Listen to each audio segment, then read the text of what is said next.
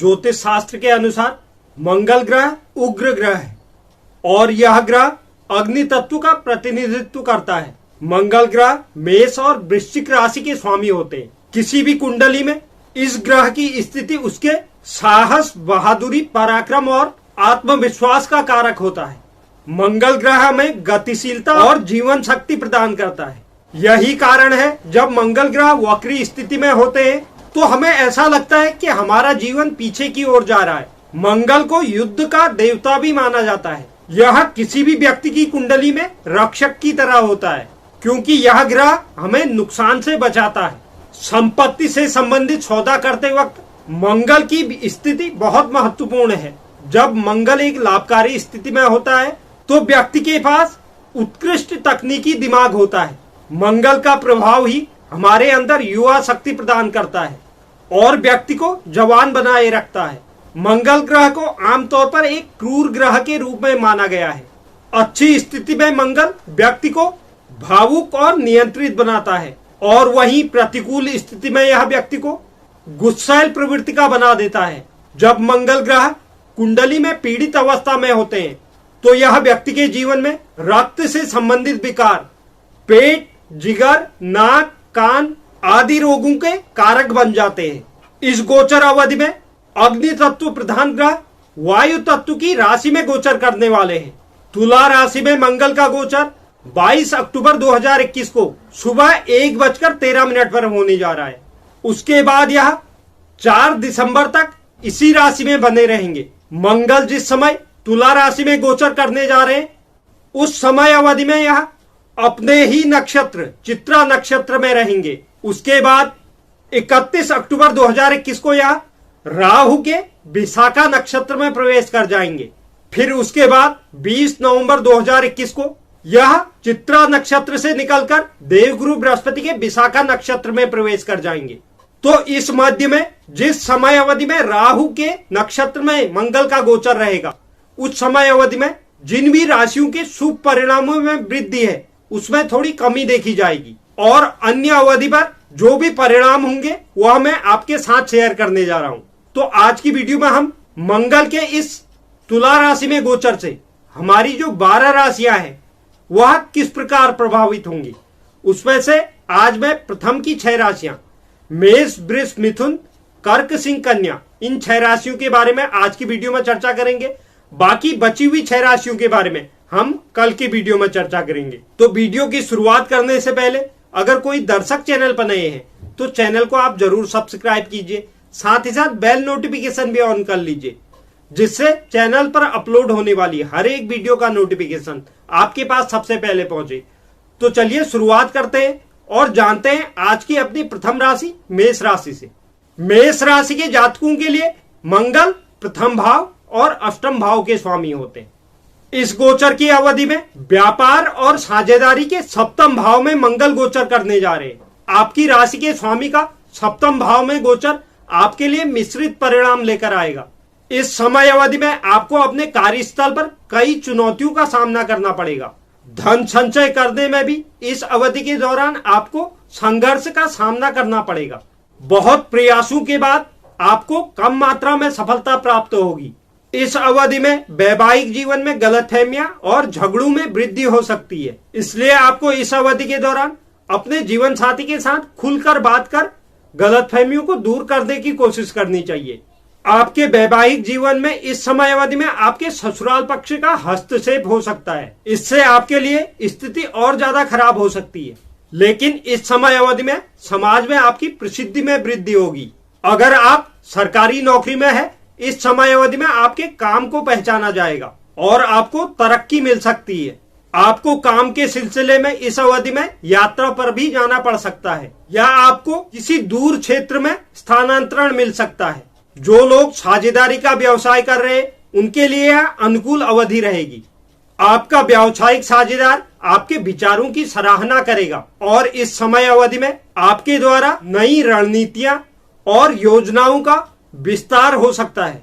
जो लोग सिंगल हैं उन्हें भी इस समय अवधि में भाग्य का साथ प्राप्त होगा और आपको आपका लाइफ पार्टनर मिल सकता है। इस मार्गीय अवस्था को शुभ करने के लिए रोज हनुमान चालीसा का पाठ करें। बात करते हैं वृषभ राशि की। वृषभ राशि के लिए मंगल ग्रह 12वें और 7वें भाव के स्वामी होते हैं। इस समय अवधि में रोग ऋण रिपु के 6ठे भाव में मंगल का गोचर होने जा रहा है।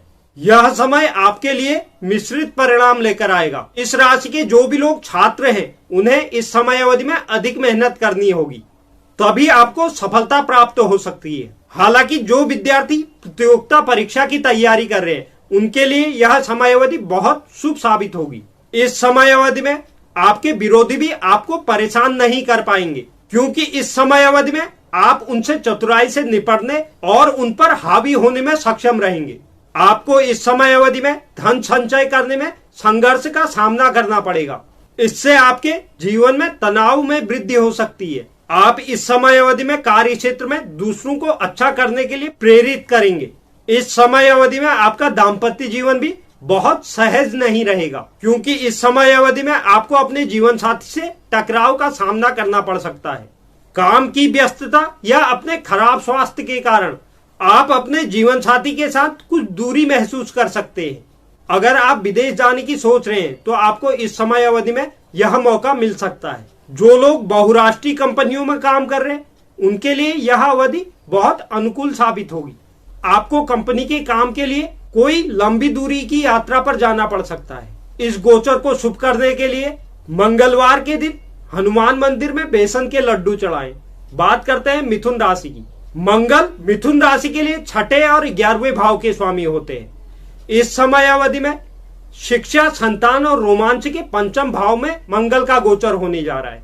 इस समय अवधि में आप अपनी मेहनत और बौद्धिक कौशल के दम पर अच्छी आय अर्जित करने में कामयाब रहेंगे और इस समय अवधि में आप में साहस भी भरपूर मात्रा में देखा जाएगा और आप अपने दुश्मनों को हराने में भी सक्षम साबित होंगे। लेकिन मानसिक स्वास्थ्य से संबंधित आपको ध्यान देने की आवश्यकता होगी, क्योंकि इस समय अवधि में आपका तनाव और चिंता बढ़ सकती है। इसलिए आपको इस समय अवधि में अपनी जीवन शैली में ध्यान और योग को शामिल करना चाहिए और आपको अपने खाने की आदतों के बारे में विशेष रूप से ध्यान देना चाहिए, क्योंकि इस समय अवधि में पाचन से संबंधित कुछ समस्याएं आपको परेशान कर सकती हैं। अगर आप प्रशासन या सरकारी क्षेत्र में काम कर रहे हैं तो इस समय अवधि में आपको सफलता जरूर हासिल होगी और सिंगल जातक इस समय अवधि में शादी की योजना भी बना सकते हैं।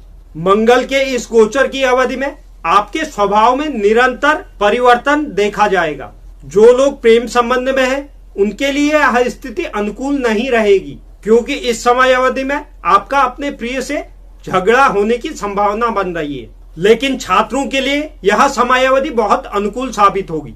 इस समय अवधि में आपके अंदर गतिशील ऊर्जा पाई जाएगी, जिससे आप अपने विषयों पर एक कमांड हासिल कर सकते हैं। इस गोचर काल को शुभ करने के लिए रोज बजरंग बाण का पाठ करें। बात करते हैं कर्क राशि की। कर्क राशि के लिए मंगल 5वें और 10वें भाव के स्वामी होते हैं। इस समय अवधि में माता और सुख के 4th भाव में मंगल गोचर करने जा रहे हैं।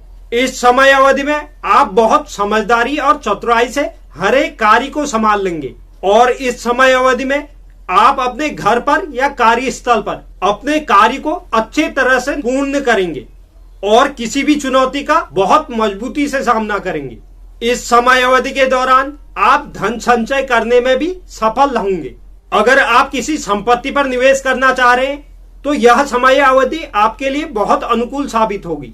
इस समय अवधि में आपके परिवार और आपके ससुराल में आपके सम्मान में वृद्धि देखी जाएगी। इस समय अवधि में आपको अपने परिवार का भी पूर्ण सहयोग प्राप्त होगा। आपके परिवार के अंदर एक मजबूत बंधन बंधा रहेगा और सभी घर के सदस्य सद्भाव की भावना से रहेंगे। इस समय अवधि के दौरान आपको पैतृक संपत्ति से भी लाभ प्राप्त हो सकता है। यदि आप सरकारी नौकरी में हैं तो आपको इस समय अवधि में लाभ की प्राप्ति होगी। सामाजिक दायरे में भी आपकी प्रसिद्धि और स्थिति बढ़ेगी। जो लोग अपने व्यवसाय में विशेष रूप से संपत्ति के सौदे या कृषि कार्य करते हैं उनके लिए यह समय अवधि बहुत अनुकूल साबित होगी। इस समय अवधि में आपको अपने माँ के स्वास्थ्य से संबंधित कुछ परेशानियों को झेलना पड़ सकता है, इसलिए आपको इस समय अवधि में अपनी माता का ध्यान देना है। इस गोचर को शुभ करने के लिए भगवान हनुमान में रोजाना सिंदूर चढ़ाएं। बात करते हैं सिंह राशि की। सिंह राशि के जातकों के लिए मंगल चौथे और 9वें भाव के स्वामी होते हैं। इस गोचर की अवधि में छोटे भाई बहनों पराक्रम और साहस के तृतीय भाव में मंगल गोचर करने जा रहे हैं। यह समय आपके लिए शुभ साबित होगा। इस समय अवधि में भाग्य आपके पक्ष में रहेगा। आप साहस और पराक्रम से भी इस अवधि में परिपूर्ण होंगे और अपने दुश्मनों पर भी विजय प्राप्त कर पाएंगे। इस समय अवधि में आपके सामने आने वाली हर एक चुनौती का आप डटकर और निडरता से सामना करेंगे और हर मुश्किल का समझदारी से हल निकालने में सक्षम होंगे। इस समय अवधि के दौरान आपको अपने भाई बहनों का भी भरपूर सहयोग प्राप्त होगा। हो सकता है इस समय अवधि में आप अपने दोस्तों के साथ या भाई बहनों के साथ किसी यात्रा पर निकल सकते हैं। इस समय अवधि में आप शारीरिक फिटनेस के प्रति भी अपना झुकाव रखेंगे। विद्यार्थी इस समय अवधि में शिक्षा के क्षेत्र में कड़ी मेहनत करेंगे और सफलता की प्राप्ति करेंगे। यदि आप लेखन के क्षेत्र में, विपणन के क्षेत्र में या किसी नेतृत्व की भूमिका में हैं, तो आप इस समय अवधि में जरूर सफल होंगे। आप इस समय अवधि में अच्छी बचत करने में भी सक्षम होंगे। इस समय अवधि के दौरान आप विदेश यात्रा का भी मन बना सकते हैं। हालांकि इस समय अवधि में आपको अपने विवाहित जीवन पर कुछ सावधान होने की जरूरत होगी, क्योंकि विवाहित जीवन में आप कुछ गलतफहमी और उलझनों का सामना कर सकते हैं। इस गोचर को शुभ करने के लिए रोजाना भगवान हनुमान को गुड़ और भुने हुए चने अर्पित करें। बात करते हैं आज की अपनी अंतिम राशि कन्या राशि की। कन्या राशि के लिए मंगल ग्रह तीसरे और 8वें भाव के स्वामी होते हैं। इस समय अवधि में वाणी, परिवार और धन के द्वितीय भाव में मंगल गोचर करने जा रहे हैं। इस समय अवधि में आपको धन संचय करने में संघर्ष का सामना करना पड़ेगा।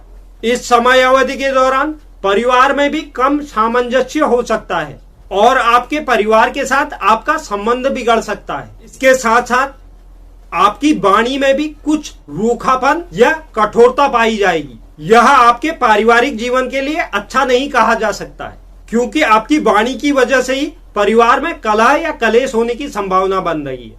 आपका मन इस समय अवधि में किसी भी समय पर परिवर्तित हो सकता है।